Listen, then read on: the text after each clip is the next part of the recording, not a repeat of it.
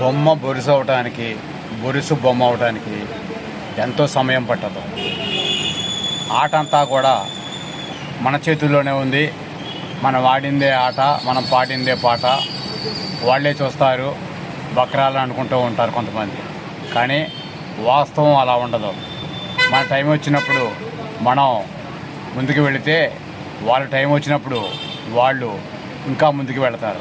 కాబట్టి ఏంటంటే, తాడిని తల్లేవాడు ఒకడుంటే ఆ తాడిని తన్నేవాడికి తల తన్నేవాడు ఇంకొకళ్ళు ఉంటారు.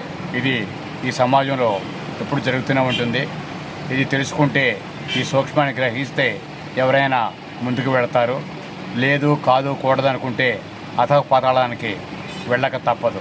ఎందుకనంటే మనం సమిష్టిగా ఉంటేనే ఏదైనా సాధించవచ్చు. సీమలను చూస్తే మనం నేర్చుకోవచ్చు ఎంతో కూడా. అయితే కొంతమంది అలాంటిది లెక్కేసుకోకుండా వాపుని చూసి బలుపు అనుకుంటారు. ఆ తర్వాత ఇబ్బంది పడతారు, చరిత్రలో లేకుండా పోతారు. ఇదే జరుగుతోంది. వాస్తవం అనేది ఇదే.